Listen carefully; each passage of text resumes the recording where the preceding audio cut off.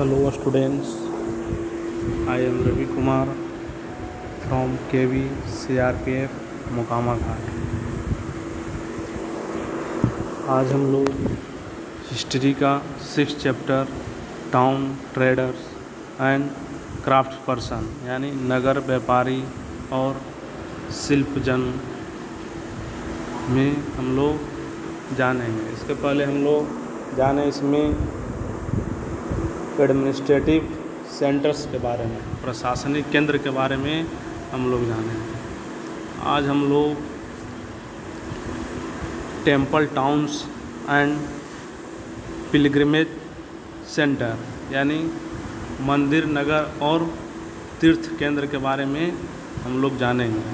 तो सबसे पहले हम लोग जाने कि जो तंजावुर जो सिटी था वो एडमिनिस्ट्रेटिव सेंटर भी था, इसके बारे में जाने। लेकिन एडमिनिस्ट्रेशन सेंटर के साथ साथ वो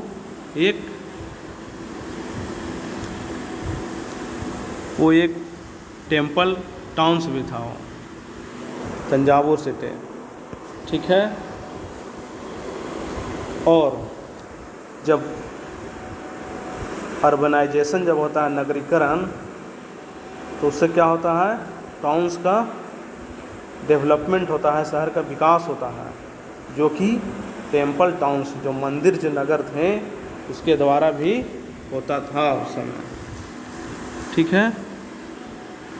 और जो टेम्पल्स हैं, मंदिर, जो हमारे सोसाइटी के और इकोनॉमिक दोनों के लिए, सोसाइटी के लिए भी और इकोनॉमिक के लिए, जो हमारा समाज हुआ और अर्थव्यवस्था के लिए बहुत ही इम्पोर्टेंट होता था। जो उस समय जो रूलर होते थे, जो शासक, वो डिफरेंट जो देवी देवता के हुए, जिसमें के प्रति वे अपना भक्ति भाव को दर्शाने के लिए, दिखाने के लिए वो टेम्पल्स को बिल्ड करते थे, बनवाते थे वो, ठीक है। और जो किंग होते थे उस समय, जो रूलर, जो टेम्पल्स को लैंड्स एंड मनी को देते थे अनुदान में, जिससे जो इनकम होता था, आय होता था, वो धार्मिक अनुष्ठान हो गया या विधि विधान से उसको संपन्न किया जाता था। और जो उस समय प्रीस्ट, जो तीर्थयात्री लोग थे, या फिर जो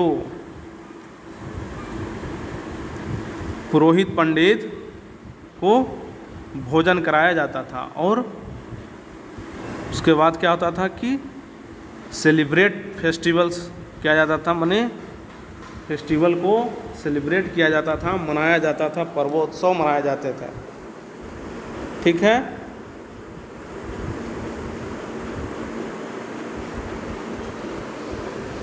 और मंदिर के जो पिलग्रिम्स हुए, जो दर्शनार्थी लोग जो दर्शन करने आते हैं, भी कुछ डोनेट करते थे, दान दक्षिणा देते थे उन लोग, ठीक है।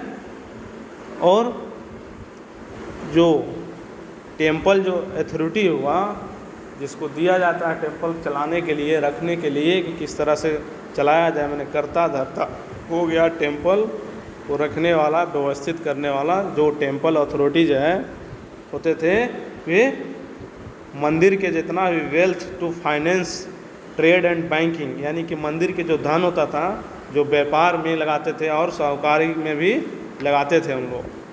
ये जो टेम्पल के अथॉरिटी होते थे, करता धरता होते थे, ठीक है।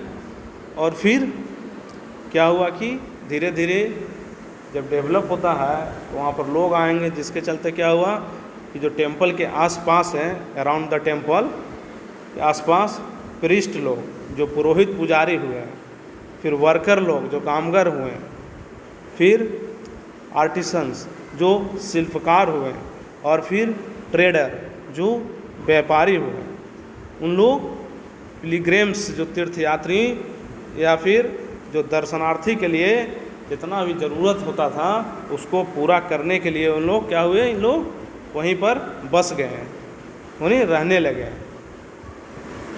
इस तरह से क्या हुआ, टेम्पल टाउन्स का डेवलपमेंट हुआ, इस तरह से निर्माण हुआ मंदिर शहर का। जब आदमी लोग देखने के लिए आने लगे तो उन लोग की जो ज़रूरत को पूरा करने के लिए ही इन लोग व्यापारी हो गए, या फिर शिल्पकार हो गया, या कामगर हो गया, या फिर पुरोहित पुजारी हो गए। इन लोग क्या हुए, उन लोग की ज़रूरत को पूरा करने के लिए मंदिर के अराउंड आसपास ही लोग बस गए। इस तरह से धीरे धीरे क्या हुआ कि वहाँ पर एक टेम्पल टाउन्स का डेवलपमेंट हो गया, एक मंदिर नगर का निर्माण हो गया, विकास हुआ, वहाँ प्रे करने लगा। इस तरह से क्या हुआ कि मंदिर के चारों ओर, अराउंड द मंदिर के चारों ओर क्या हुआ कि डिफरेंट सिटी, अनेक नगर का निर्माण हो गया, वहाँ पर डेवलप हुआ। एग्जाम्पल के तौर पर देता है कि मध्य प्रदेश के में एक भिलस्वामी मंदिर है जो बिदसा में है, और गुजरात में सोमनाथ जगह पर, यानी कि सोमनाथ मंदिर है, उसी के आसपास सोमनाथ जो सिटी बना, किससे बना, तो मंदिर से। जब मंदिर डेवलप किया तो उसके साथ साथ वहाँ पर एक नया शहर हो गया, एक सोमनाथ सिटी का भी डेवलपमेंट हो गया। ठीक है, और भी ऐसे सिटी का डेवलप हुआ, जैसे में तमिलनाडु में कांचीपुरम है, या मदुरई सिटी का भी निर्माण इसी तरह से हुआ, डेवलप हुआ है। फिर और है आंध्र प्रदेश में जो तिरुपति टाउन है, उसका भी डेवलपमेंट टेम्पल टाउन की वजह से ही हुआ है। ठीक है, इसी तरह और भी जहाँ जहाँ तीर्थ स्थल है वो धीरे धीरे क्या हुए, वो सिटी में डेवलप करते गए हैं। एग्जाम्पल के तौर पर यूपी के वृंदावन और तमिलनाडु के तिरुवन्नमलाई सिटी, और फिर एक दिया गया है राजस्थान का अजमेर टाउन था, जो 12वीं सेंचुरी में वो क्या था, चौहान जो किंग रहते थे उसका वो कैपिटल था, वो राजधानी था अजमेर टाउन। और फिर बाद में जो मुग़ल के जो शासन आए, जो मुग़लों के अंडर में, अंडर द मुग़ल के शासन में, यह क्या हो गया, अजमेर टाउन एक सूबा का हेड क्वार्टर बन गया था उस समय। सोचिए किससे हो गया, तो वहाँ पर तीर्थयात्री आने लगे और उसी से मंदिर या मस्जिद जो भी बने उससे डेवलप करने लगा हो, और ये टाउन का निर्माण हुआ, अजमेर टाउन्स का। ठीक है, और फिर मुग़ल काल के समय फिर एक सूफी संत आए 12वीं सेंचुरी में, ये ख्वाजा मुइनुद्दीन चिश्ती, वो भी आकर यहीं पर बस गए और उन्होंने एक चिश्ती परंपरा की शुरुआत की। ठीक है, ख्वाजा मुइनुद्दीन चिश्ती ने, और अजमेर के पास ही, नियर द अजमेर के पास ही एक लेक है, पुष्कर लेक, जो यहाँ पर भी बहुत सारे तीर्थयात्री लोग होते हैं, जो पिलग्रिम जो आते रहते थे। इस तरह से क्या हुआ, जो तीर्थ स्थल था वो धीरे धीरे सिटी के रूप में डेवलप हो गए। ठीक है, इस तरह से हम जाने कि किस तरह से कोई भी ये टेम्पल टाउन्स का डेवलपमेंट हुआ, किससे, तो पिलग्रिमेज सेंटर के तौर पर जो तीर्थ केंद्र था उससे टेम्पल टाउन का डेवलपमेंट हुआ। ठीक है, फिर एक और चीज़ हम लोग जानेंगे कि ब्रॉन्ज हुआ, well metal and the last wax technique.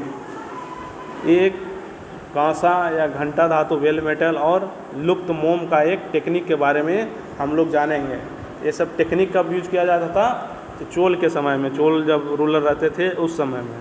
तो सबसे पहले जानेंगे हम लोग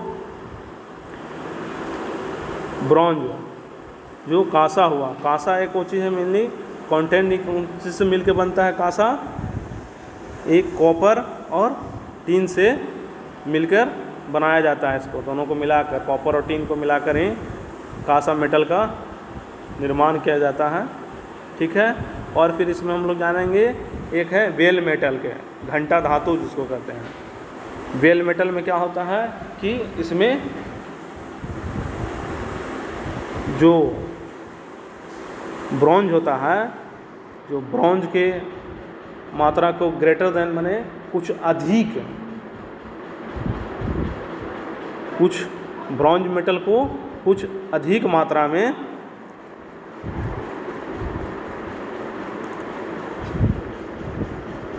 इसमें मिला दिया जाता है। ब्रॉन्ज में तीन मेटल्स को मिला दिया जाता है अधिक मात्रा में। जैसे ये भी क्या है, ये बेल मेटल भी एक तरह से ब्रॉन्ज ही है, लेकिन इसमें क्या होता है कि एक जो टीन होता है उसका क्वांटिटी को अधिक मात्रा में मिला दिया जाता है, ज़्यादा इसमें मिलाया जाता है टीन को, जिससे क्या होता है कि यह बेल लाइक साउंड, यानी ये घंटे की तरह इसमें साउंड निकलने लगता है, ध्वनि निकलने लगता है बेल मेटल में। ठीक है। फिर एक जानेंगे हम लोग कि चोल के समय में ब्रॉन्ज स्टैचू जो मूर्ति था वो लोस्ट वैक्स यानी लुप्त मोम टेक्निक के द्वारा बनाया जाता था। उसके बारे में जानेंगे हम लोग कि किस तरह से लोस्ट वैक्स टेक्निक का यूज किया जाता था। ठीक है। तो इस प्रोसेस में सबसे पहले क्या किया जाता था कि एक मोम की जो वैक्स होती थी, जो मोम की एक सबसे पहले उसका स्टैचू बनाया जाता, प्रतिमा बनाई जाती थी, जिसे क्या किया जाता था, क्ले सॉइल, जो क्ले हुआ, जो चिकना मिट्टी, उससे पूरी तरह से उस पर लेप लगाया जाता था और फिर उसके बाद उसको सुखा दिया जाता था और उसमें एक छोटा सा होल भी कर दिया जाता था, होल बनाया जाता था। जब ये स्टैचू बनाया जाता था तो उसमें ये कहीं पर होल छोड़ दिया जाता था, ताकि क्या होगा कि उसी जब वो स्टैचू को जब हीट दिया जाएगा, उसमें हीटेड गर्म किया जाएगा, तो उसी होल से जो मोल्टेन वैक्स हुआ, जो पिघला हुआ जो मोम होगा, उसी से वो बाहर निकल सकेगा। ठीक है। इसलिए उसमें एक होल छोड़ दिया जाता था, होल कर दिया जाता था। ठीक है।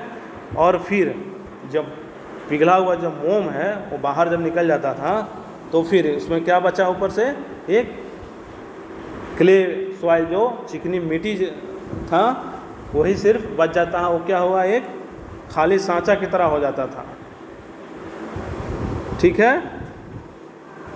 तो उसमें क्या किया जाता था, उसके बाद जो एक सांचा बन गया, एक स्ट्रक्चर बना हो मिट्टी का, उसमें क्या कर दिया जाता था, जो हम शुरू में एक होल छोड़े थे, उसी होल के रास्ते से हम मेल्टेन मेटल, जो पिघला हुआ जो धातु था, उसको हम उसी होल के द्वारा उसमें भर देते थे। जिससे क्या हुआ, वो फिर यह जब भर देंगे तो पूरा भर गया, तो मूर्ति के शेप में आ गया हो, तो फिर क्या होता था, उसको फिर ठंडा होने दिया जाता था। जब ठंडा हो गया तो फिर क्या, उसके ऊपर जो हम क्ले सॉइल को जो एक परत चढ़ाए थे, लेप लगाए थे, उसको धीरे धीरे हटा देते हैं। और फिर इस तरह से, और फिर जब हटाने के बाद उसमें क्या करेंगे कि उसके बाद उसको क्लीन किया जाता था और फिर उस पर पॉलिश कर दिया जाता ताकि लाइट आ सके। इस तरह से क्या हुआ कि चोल काल में स्टैचू को बनाया जाता था। जो एक दिखाया गया है इसमें, उसी ब्रॉन्ज स्टैचू के बारे में, जिसमें क्या है कि कृष्ण है जो सरपेंट डीमे, यानी जो नाग जो दानव होता है, जो राक्षस, उसी के